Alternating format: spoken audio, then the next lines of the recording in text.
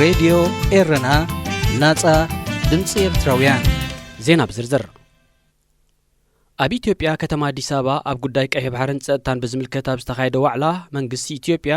ንሕቶ ወደብ ብዲፕሎማሲያዊ መንገዲ ከቕርብ ከም ተማሕጸነ ጋዜጣ ዘ ሪፖርተር ካብታ ከተማ ሓቢራ እቲ በኢንስቲትዩት ሚኒስትሪ ጉዳያት ወፃን ኮሌጅ ሚኒስትሪ ምክልኻልን ተወዲቡ ብ24 መስከረም ዝተኻየደ ኣብ ጉዳይ ቀይ ባህርን ዋንነት ወደብን ኣተኪሩ ዝተጋበ ዋዕላ ኣፍ ደገ ባሕርን ዘይብላ ኢትዮጵያ ማዕረተን ካልኦት ንቀይሕ ባህሪ ዝጓያሉ ዘለዋ ሓያላን ሃገራት ሓያል እትኾነሉ ሓደ መንገዲ ኣብቲ ክልማይ ዝህልዋ ጽልዋ ምዛዓቢ ጥራይ ምዃኑ ይመኺሩ ምክትል ዋና ዳይሬክተር ኢንስቲትዩት ሚኒስትሪ ጉዳያት ወፃኢ ኢትዮጵያ አቶ መሳፍን ተፈራ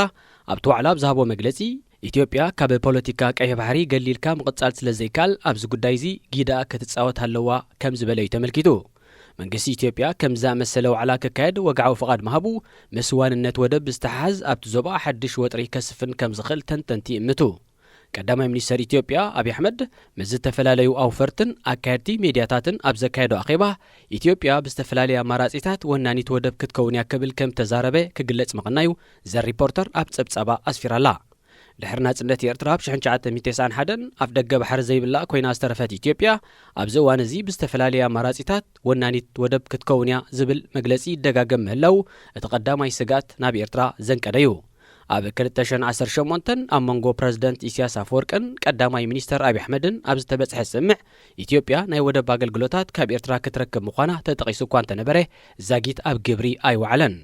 ወደብ ዓሰብ ምስቲ ኣብ ትግራይ ዝካየድ ዝነበረ ኩናት ተታሒዙ ንፍሉይ ጉዳያት ናብ ኢትዮጵያ ዝኣቱ ነገራት ንመራኸብ ኢትዮጵያ ከእንግድ ምጽንሑ ይፍለጥ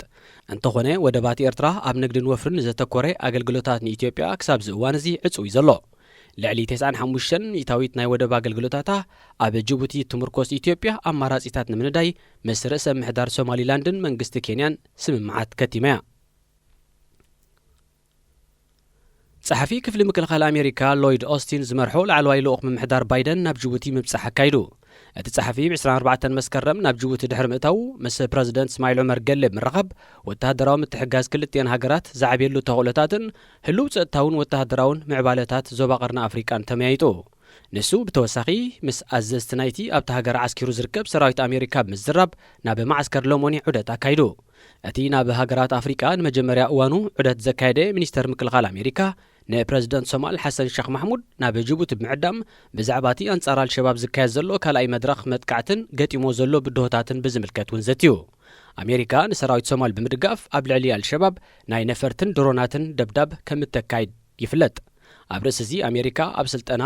ሰልያን ፍሉይ ስራሒታትን ዝተዋፈሩ ኣስታት 700 ወተሃደራት ኣብ ሶማል ኣለዋ ድሕርቲ ኣብ ሊብያ ዘጋጠመ ተፈጥሮኣዊ ሓደጋ ዕልቕልቕ ካብ ገማግም ባሕሪ ሃገር ዝተበገሳ ስደተኛታት ጻዕና ጀላቡ ናብ ገማግም ባሕሪ ኢጣልያን ላምፔዱሳን ይውሕዛ ምህላወን ተገሊጹ ኣብዚ ዝሓለፈ 10 መዓልታት ጥራይ ልዕሊ 12,000 ስደተኛታት ናብዛ ማእከላይ ባሕሪ ትርከብ ደሴት ከም ዝኣተውየን ዝገልጻ ዘለዋ ማዕከናት ዜና ኢጣልያ